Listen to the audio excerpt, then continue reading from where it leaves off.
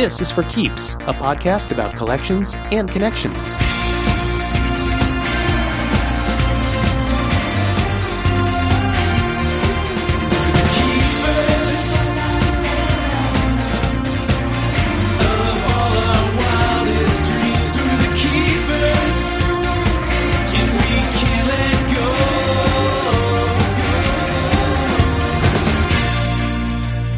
I'm David Peterkowski. This collector's story is about a man who got to turn his childhood passion into his dream job, helping to preserve the history of an unorthodox landmark. It's a tale that celebrates spectacle, innovation, and good old Texas-style flair. And it's a story that shows, when it comes to collecting, the sky's the limit, even when there's a glass ceiling involved. The shape of things to come in our national sport as the baseball season gets underway. The spanking new Astrodome is the new $31 million home of the Houston Astros, a domed stadium that holds nearly 50,000 for a baseball game and more for conventions and meetings. The plastic ceiling makes it an all-weather stadium. When the Houston Astrodome opened in 1965 as the home of baseball's Houston Astros, it was dubbed the eighth wonder of the world. It was as if the future had arrived. The state-of-the-art indoor stadium, the first of its kind, featured skylights to let the Texas sunshine in, air conditioning to keep the Texas heat out, and dazzling features such as an enormous animated scoreboard that put other stadiums' more modest displays to shame. And it wasn't just the home of the namesake Astros from 1965 through 1999. The Dome also hosted the football games of the NFL's Houston Oilers, as well as concerts, rodeos, the legendary 1973 Battle of the Sexes tennis match between Billie Jean King and Bobby Riggs, a 1971 motorcycle jump by the daredevil Evel Knievel, and much more. Some of the Dome's most distinctive features grew out of the challenges created by playing baseball indoors. For one, players had trouble seeing fly balls against the light and glare coming in through the lucite skylights. So, the skylights were painted over. Without that sunlight, the field's original natural grass died off, leading to the development of a new innovation, artificial turf, dubbed AstroTurf. For the most part, the quirky Astrodome was a success, a testament to humankind's ingenuity, and a source of pride for Houstonians. One of those prideful locals taken by the Dome is Mike Acosta. He's a lifelong Astros fan, and he spent more than 20 years as a team employee, including a number of years as the Astros historian and authentication manager, curating team memorabilia such as important balls, bats, and jerseys. Mike also has an amazing collection of memorabilia of his own, including a mind-boggling array of items relating to the Astrodome. He's collected things like seats from every level in the Dome, original stadium signage, lights from the scoreboard, space helmets once worn by the groundskeepers, items from the Dome's presidential suite, and yes, even a chunk of the AstroTurf. Several, in fact, each one representing a different era of artificial turf used in the Dome. He's even got a jacket once owned by Judge Roy Hoffheinz, the Astros' original owner and the driving force behind the Astrodome becoming a reality. Mike is on the boards of the Astros Hall of Fame and the Astrodome Conservancy, the latter helping to steer the future of the Dome, which has officially been closed to events since 2009, but is designated a Texas State Antiquities Landmark, and is perhaps the most concrete-laden entry on the National Register of Historic Places. Long before the Astros relocated to their current home at Houston's Minute Maid Park, Mike was forging some of his earliest memories at the Astrodome as a young baseball fan who went to games there with his family. What's your earliest Astrodome memory? Seeing the scoreboard, going from the parking lot where it's really hot, the glass doors open up, rush of air conditioning, the green field, the ceiling above the concourse with the kind of a spotlight lit concourse. And then as you go around towards the baseline, like either left field or right field, the seats on top, they ended back then. It didn't have 360 seating on the upper levels back then. And then the massive scoreboard was there. The scoreboard was like the thing that really caught my eye. as a kid. So that's like the earliest memory that I have of the Dome. So growing up, this is all you kind of knew, basically. No, we went there quite a bit. My grandfather was a fan of the Astros and baseball, and my dad is, still a fan of the Astros and baseball, and he's the one that took me to the games. And there's pictures of me at about 3 years old, sitting in the upper level of the Dome, wearing a little Astros hat, an Astros shirt, and it was just fun. The games captured Mike's fancy, and the Dome they were played in made for a unique and thrilling environment. A precursor to today's stadiums, where the event is often only part of the entertainment experience. It's hard for someone to understand who is not from Houston. There was a lot of detraction towards the Astrodome.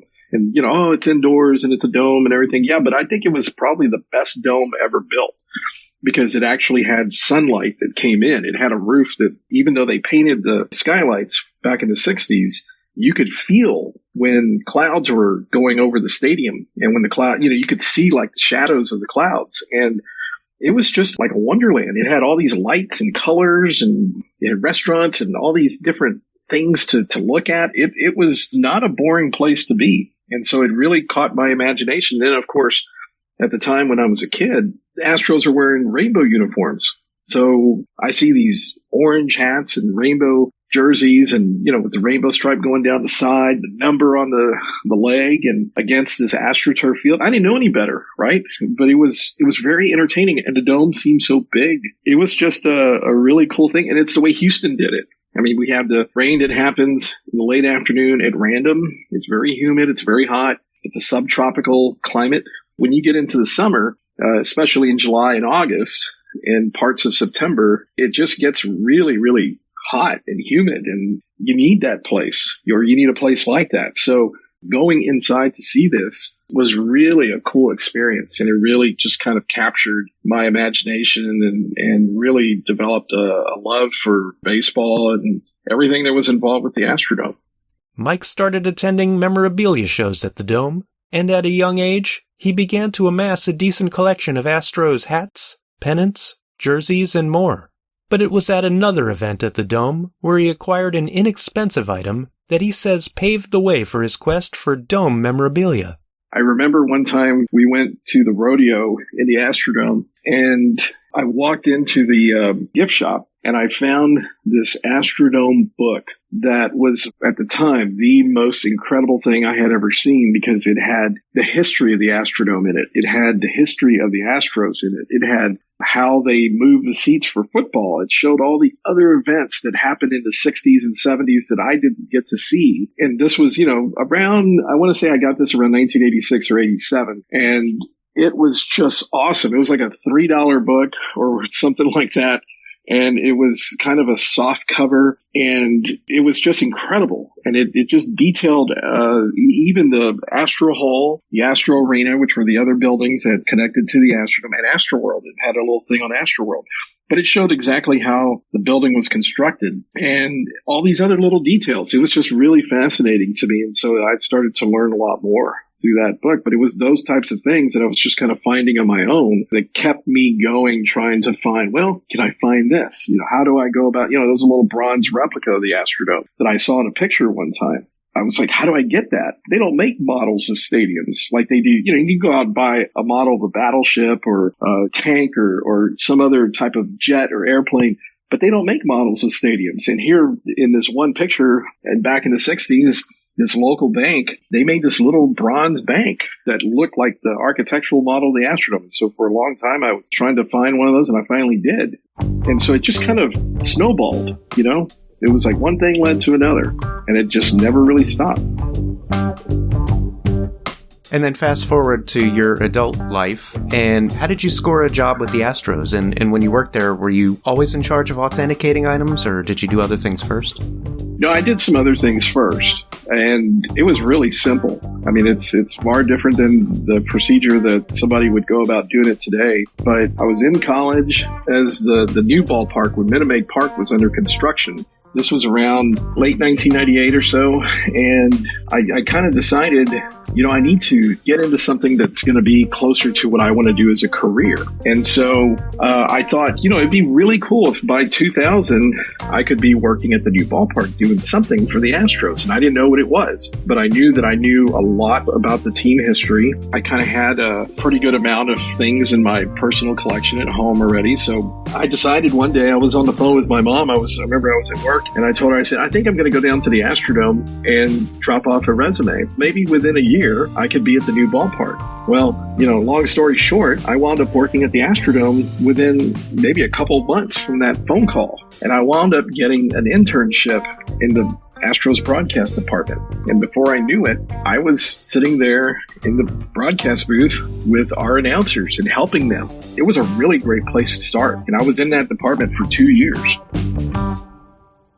Eventually, Mike's exhaustive knowledge of the team's history and the Dome led to him carving out a unique role within the organization. My boss, Jamie Hildreth, at the time, they really saw that I knew a lot about baseball in the Astros. So they had me working on a lot of special projects.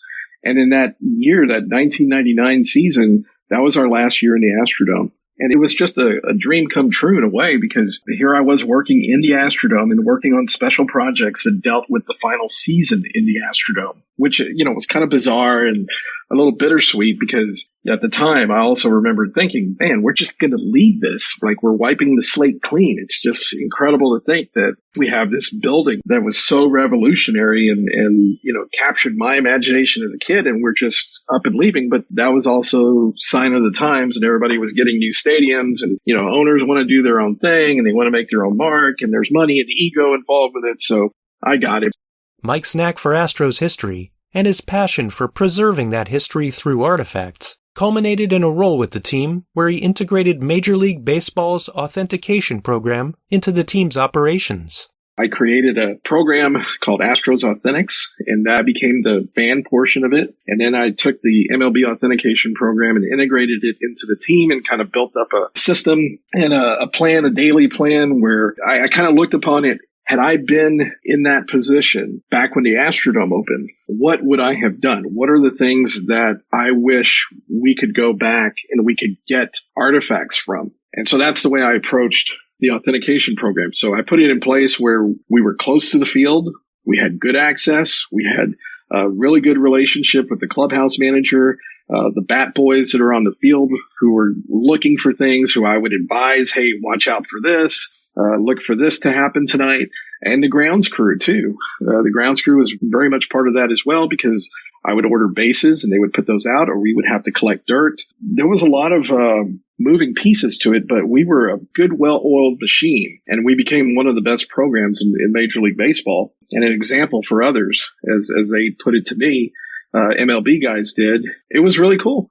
And as he was doing this professionally, he was also doing it personally, building up his own Astrodome and Astros Memorabilia collection. At the same time, I never stopped hunting for other things. I mean, it took years to find some of the stuff that I got that was Astrodome related. And I would say that most of the collection that I have is probably more Astrodome related than Astros related. Although I have a real good amount of Astros stuff. I was able to collect the old Astro jerseys, like the flannel shooting star jersey, some of the ones from the 70s, that I was able, but it took years. If you go from 1990 to 2004, 2005, you're talking a good 15 years right there. I mean, it took a long time. Of course, you can't talk about Astrodome history without the name Roy Hofheinz figuring into the conversation. As it happens, Hofheinz also figures into Mike's collection through some unique and personal Dome-related memorabilia. He was the driving force behind the Astrodome, and he was one of the original owners of the Astros. He gets a lot of credit for the Astrodome being built, although there was a lot of others involved, but he was really kind of the face of that group. And items from his estate came up for auction last year. There were some incredible items and some things that I was just like, well, this is just too much. I can't spend a mint on this stuff, but I did get quite a bit, including a team jacket that he had in the 70s that actually has his name embroidered on the inside, that I wore during the winter time this past winter a little bit, and some old photographs and files and just some things that I can put in motion, because I'm also on the board of the Astrodome Conservancy, and we're kind of the ones who are looking at the remodel and renovation of the Astrodome. So some of that stuff I really want to use in the Astrodome again after a renovation. So I kind of see it as not only just a personal gain, but something that can be used again for a lot of people to share with.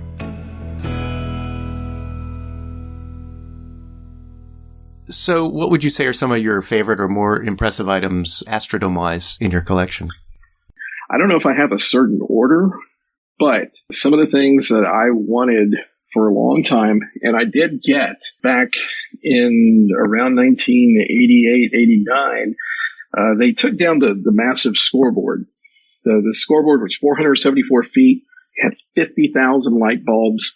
Most of them were white or yellow. They also had blue and red and green, and they made up this home run spectacular, which was this celebration. It's a 45-second celebration whenever the Astros hit a home run. They took that down when they expanded the seating in 1988 and 1989. They did this renovation, and I had gotten a couple of those bulbs, and then I found some more on eBay.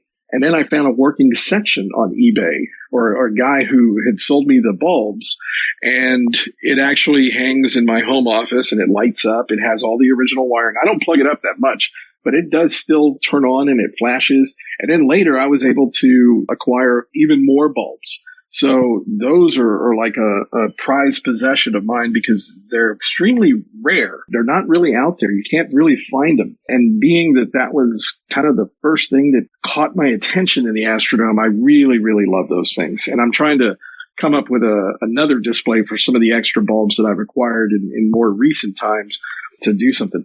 I also have a directional panel that's about, I'd say it's a little over 3 feet wide. It's about 3 feet long. And it's the Astrodome used to have from 1965 to late 84. They had like 10,000 of these sandwich boards throughout to direct people, and they were all different colors, and the colors kind of matched where the seats were. So if you're walking up one of the ramps and you see an orange panel with an arrow that was pointing up or down, you had a ticket that was the same color, and so you knew to go up or down. And on Reddit, a friend of mine here gave me a heads up that he had seen something on Reddit where he goes, "Hey, what do you think this is? Is this legit?" And I saw it, and it was a field box. It was a red field box sign, which is, one of the main seating areas of the Astrodome. And I jumped on it. I went over there, met the guy, and acquired it. I was so surprised, because for the longest time I was trying to find one of those. I really thought that the chances of getting one were kind of slim to none, because it had been so long and I had never seen one of those online anywhere, but I lucked out. And then there's another rather personal item in Mike's collection from the aforementioned Roy Hofheinz. An item that Mike says helped inspire his artistic renderings of the dome for the Astrodome Conservancy. I have a pair of glasses that were owned by Roy Hofheinz, the gentleman that I was just talking about, who was driving force behind the Astrodome and the Astros name and early years of the franchise. And he was a former mayor and county judge and state representative. And so in the estate, I was able to get a pair of his glasses that came up, and I thought they were just really cool, because it was like a direct connection to him. It was kind of a landmark of, things that, the horn rim glasses that he used to wear. And I used them as inspiration as I was working on my redesigns of the Astrodome at home. I could keep going on. I got seats from every level in the Astrodome. Right now here in my office, I have 4 seats from the Astrodome. I got a pair of 2 red that are right from behind home plate in the field boxes. And I got 2 from the mezzanine, the orange seats. And, I have those here. And then I got more seats at home too. So that's pretty cool to know that I have at least 1 or 2 seats from every level of the dome. So that's something I always wanted for a very long time. And how do you go about getting seats? Back in 2013, Harris County, who owns the Astrodome, they started to remove some of the seats in the Astrodome. The response rate was more than they expected. So a lot of people didn't get them initially, but then they worked it out and they had a better system. But the county put them for sale, and I continued to buy them. And, I actually had a little bit of fortune because I had done some work in the Astrodome on some other things. I was able to go select the ones that I personally wanted. And so that was really cool, but that was just kind of I guess you could say a small perk for doing some of the other projects that I had worked on. And as far as the history of the Astrodome goes and some other things over there, kind of lending some expertise on what used to be where. But that's how people acquire them. They're kind of all over the place. There's still seats at the Astrodome, but they're preserving those. They're all out of the right. If you walk in the Astrodome today, for the most part, all you're going to see are the concrete risers. Almost all the seats have been removed.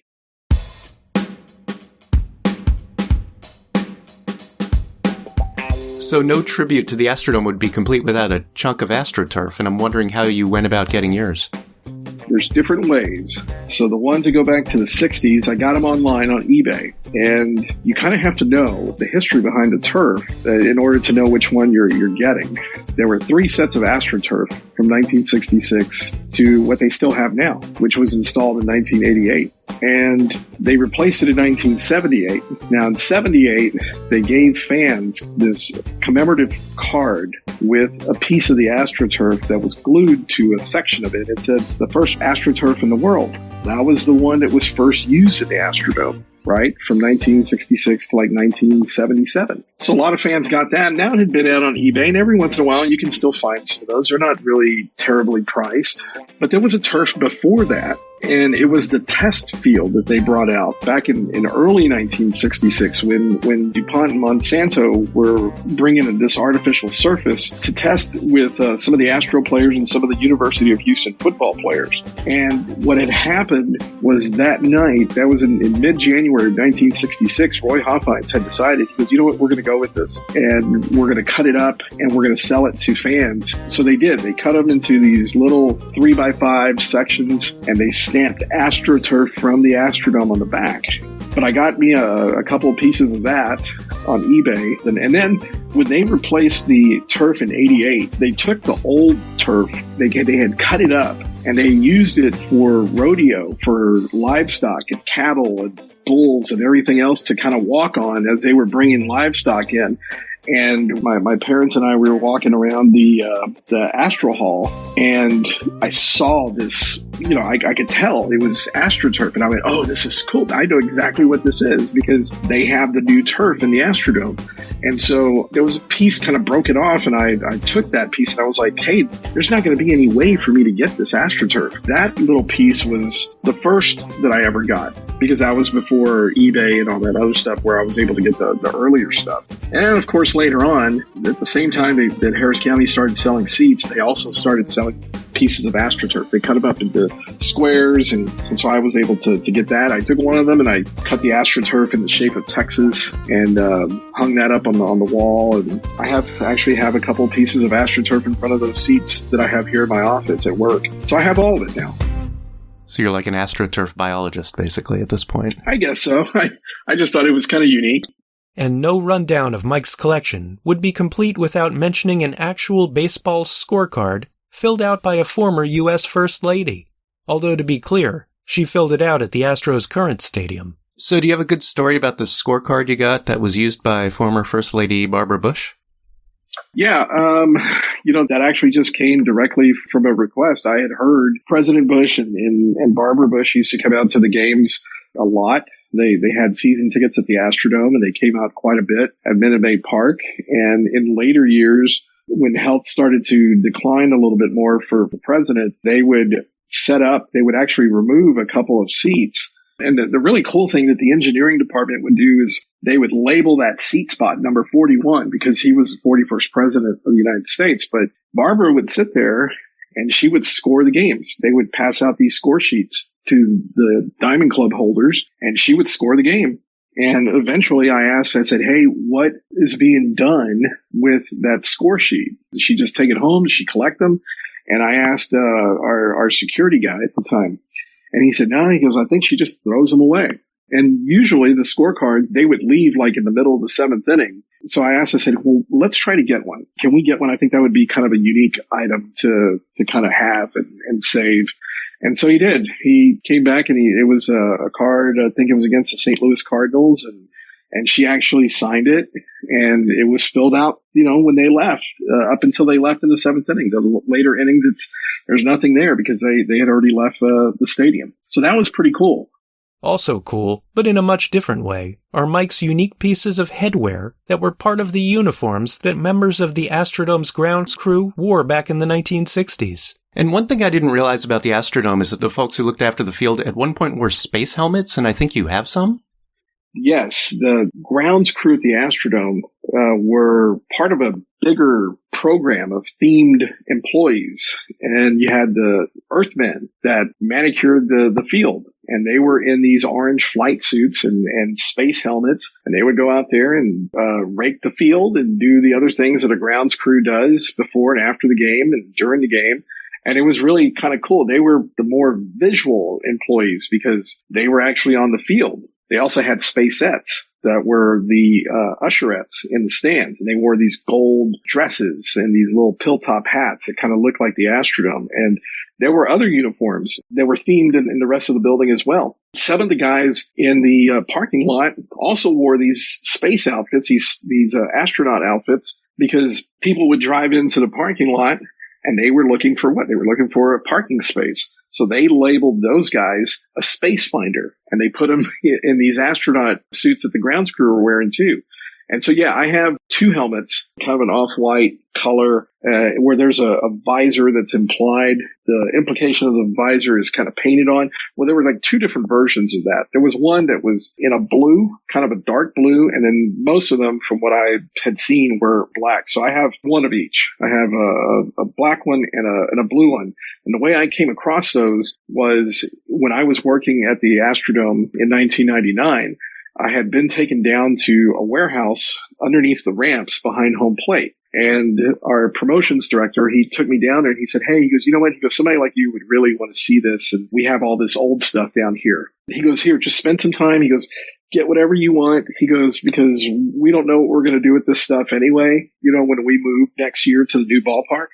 And the majority of the stuff was media guides. But as I went around the corner underneath where the ramp kind of came down, and so the ceiling was really, really low there was this box of space helmets in there. And I was shocked to find them because I didn't think those were still around. And so I asked about those, and the same thing. It was like, well, we don't know. We might toss them out or whatever. So if you want a couple, then, go ahead and take what you like because we don't have any plans for them. So I found a couple, the 2 different ones, and I said, well, great. And I also got one for my father. So there were 3 of them. And I have 2 at home, and he has one at his house.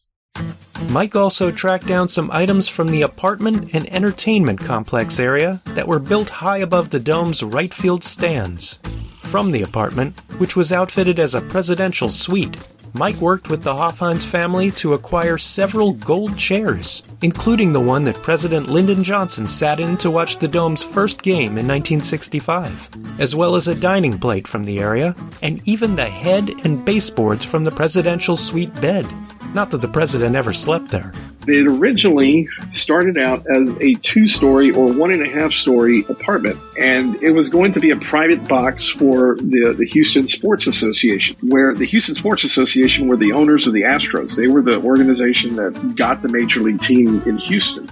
And so they were going to bring VIPs and use it for their own entertaining. And they had this one special box. It didn't have any stadium seats, but it had these big, huge windows. It had almost like a roll-up door type of window.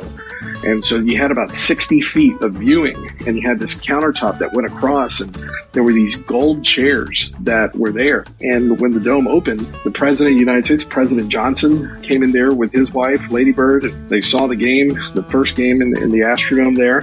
Other people had come into that apartment as well, but in 1967, Roy Hofheinz was trying to get one of the political conventions for 1968 to come to Houston, either the Republican or Democratic convention. And so he kind of designed, he came up with this concept, and what came was kind of another entertainment complex. It had conference rooms, it had a mini putt-putt Astro Bowl, 1-lane bowling alley. It had a crooked bar where it was called the Tipsy Tavern. If somebody had one too many beers, they looked like the bar was crooked. And it had a billiards room in there, a full salon for ladies. barber shop where Roy Hoffines has been shown getting his haircut, shaved in there. There were other entertainment rooms. There were bedrooms and living room areas. There was a New Orleans-style sidewalk cafe in there. There was a circus room for kids and kids' play areas. And I just remember Bob Hope came in there one time. He looked around at all the furnishings, and he said, "This looks like early King Farouk in here." So is there anything out in the Astrodome collecting universe that you're still looking to acquire? I'm always looking for unique type of things. I would like to add some of the more modern signage, the stuff that was installed in 1985 when they did kind of an upgrade and a rebrand of the signage. A lot of those things are still in place over there. One thing that I was looking for a long time and I was able to get was a concession sign that said Dome Dog on it. That was what the hot dogs were called in the Astrodome. I was able to get one of those. Beyond that, because I have the seats and the turf and the scoreboard and the signage and even dirt from the groundbreaking, there's not a lot that is still in the Astrodome, other than the remaining seats. They cleared the Astrodome. This was almost 8 years ago now. They did asbestos abatement. And in the midst of all that, they cleared out a lot of the spaces. And it's kind of like almost like a construction site. If you look at kind of the pictures from the 60s before they put in the seats, you have the concrete stands and a lot of empty areas. But I think it'd be cool to have a skylight. There's one floating around out there that was a test skylight. I think a person in Austin has it, I think. But, I have a very good, unique collection.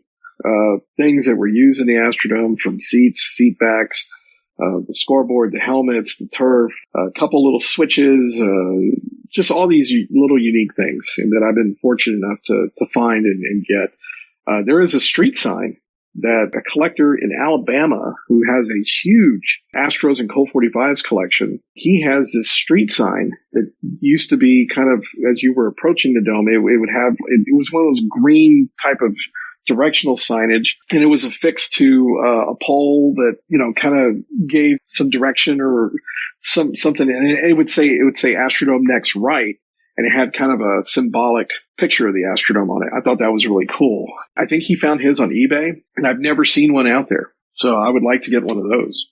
Whichever direction Mike's ongoing Astrodome memorabilia hunt takes him in, he remains clear on what made the Dome such a special place and why it's worth celebrating, preserving, and maybe even bringing back to life. It was something that was really, really in the DNA of Houston. By the time I was around, it was being called the eighth wonder of the world. Really what made the Astrodome special is that it was one of a kind. I think it was taken for granted with the comfort and the entertainment value that it brought and the innovation. I think people got complacent with it, and they wanted to copy it everywhere else because it was done so well. That's why all those cookie cutter stadiums were built in Pittsburgh and St. Louis and Cincinnati. But they didn't have the air conditioning. They didn't have the theater seats. They didn't have the restaurants and the scoreboard, the entertainment, the personality of the stadium. On the outside, it's a mid-century type of architecture, this concrete grill that wraps around the outside of the building and a lot of people don't even realize that the colonnades on the outside, they're called star columns. And if you look at the base of them, it's like a star where it would sparkle.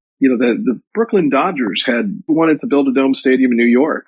Detroit actually talked about building a massive dome stadium too, but nobody ever could figure it out and kind of get it together and go, okay, well, what kind of dome were we going to do? So going into the Astrodome and looking up at that roof, they didn't have anything to really gauge this by. They didn't have anything that was there as a precedent to this building.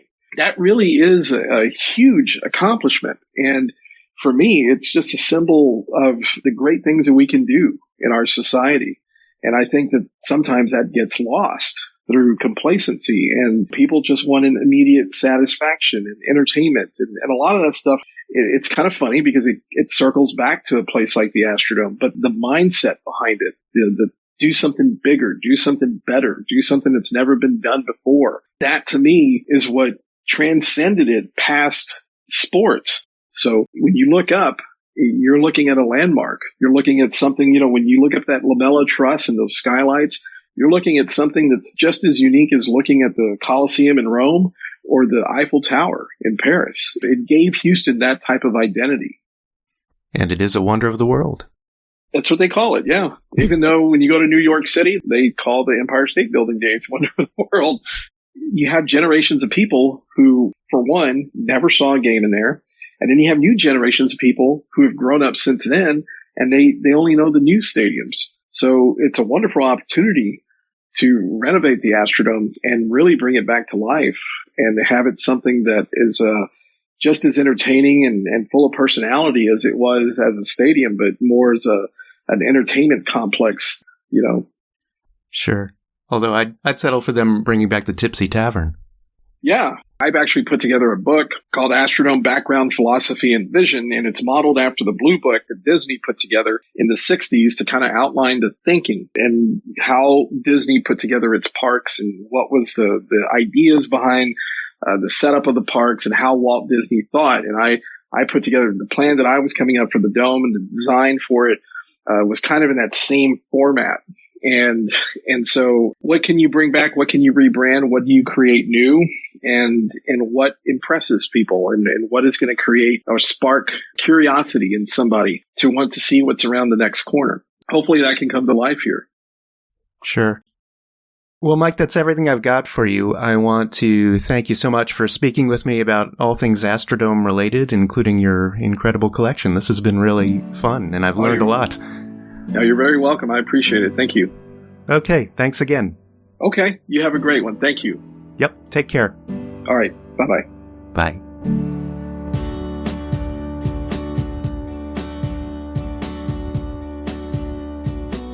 Well, the future of the Astrodome may be uncertain, but its past is certainly secure, thanks in part to the exhaustive collecting efforts of Mike Acosta.